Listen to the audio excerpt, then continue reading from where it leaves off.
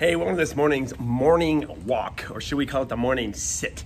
I just trained legs, got our post-workout kale shake going on with protein, and these puppies are hurting. So last weekend, Eric and I watched a movie called Unplanned, and it really surfaced a lot of emotion in me in the movie. If you haven't seen it, I definitely suggest that you check it out. It's about abortion.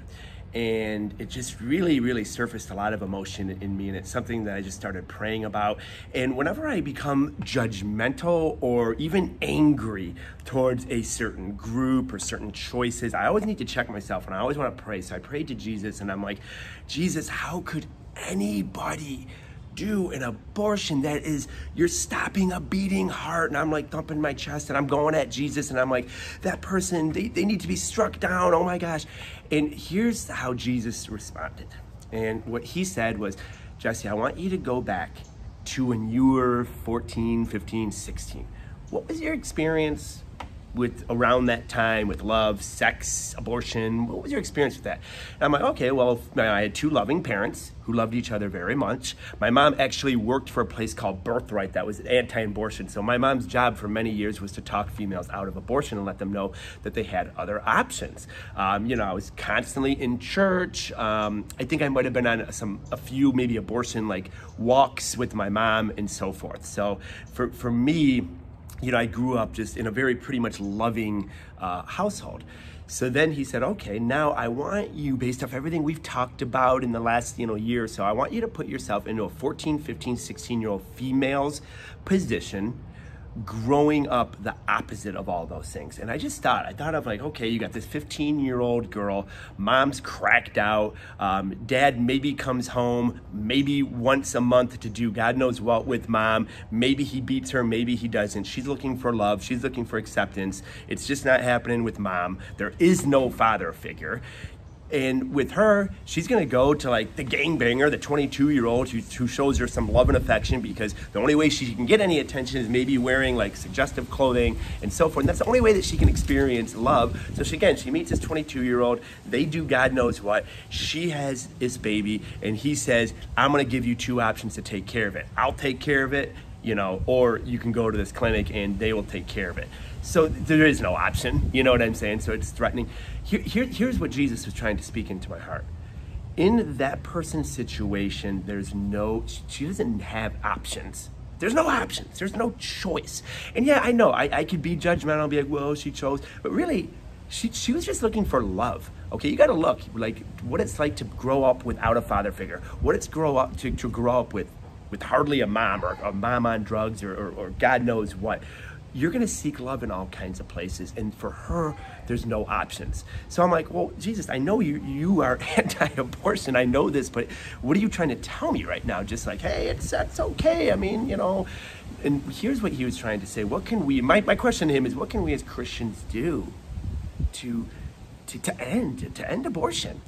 And this is what he said is, okay, so you have this female that has, in her world, there really are no options. I know what you're saying, there's always options, but in her world, there's no options.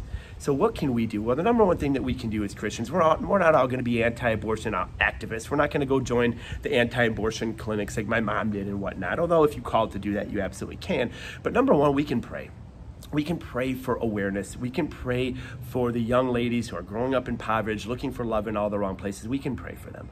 Number two is, we can donate some of our money to, my mom's clinic. It was in a real bad side of town, and it would just show women like this, show girls like this, there are options. There are options, because a lot of these women, they're walking into that clinic. I would say a good percentage of them, they don't want to do it. If not all of them, they don't want. Who wants to give up? What mom wants to give up their baby? But again, they're 15, they're 16, they don't know there's other options. So that's number two. We can increase awareness either with our money, maybe reach outs, maybe it is, standing outside a clinic for a day. Who knows? Whatever you feel called in your heart to do. That's number two, is you can increase awareness for that young lady. Okay, and number three kind of goes with number two, with awareness. We can donate to those causes, but also with number three, we can just understand. What I loved about this movie is this really anti-abortion person became like friends with the head person that runs this abortion clinic. They didn't judge. They simply like understood each other, and this person's had her view, this person had her view, and they kind of loved each other from afar, and that was a lot more attractive to this person who ran this abortion clinic. So, you know, what I'm saying is when we don't come off judging, when we come off accepting, when we come off and say, hey, I'd love to talk to you about some other options. I'd love to get you connected with this other organization. My sister was in a situation where she had a very, very, very unexpected pregnancy in not such a great way. And, you know, for her, adoption was a great way. But she had that option. Again, she had two loving parents. She had awareness. She had that option. So again, when we have an open heart to some of these struggling females, you're gonna catch more bees with honey than, you know, being like, oh, you're a baby killer and whatnot. They don't need to hear that. That's gonna repel them. That's just gonna get them into the clinic even more. But when we say, hey, can we pray for you? I understand you're walking into this clinic right now. I just want to pray for you. Okay, or can I just show you another option? And there's many different ways that we can do that. So hopefully this is well received. And again, it's just something that I really need to pray about, because I was getting angry and judgmental. And I'm glad that Jesus was able to put in my heart and say, hey, let's get yourself in their shoes. Now let's think of a solution that we can do as Christians together to end this abortion. All right, you guys have a great rest of your weekend and on into Sunday and leading into next week.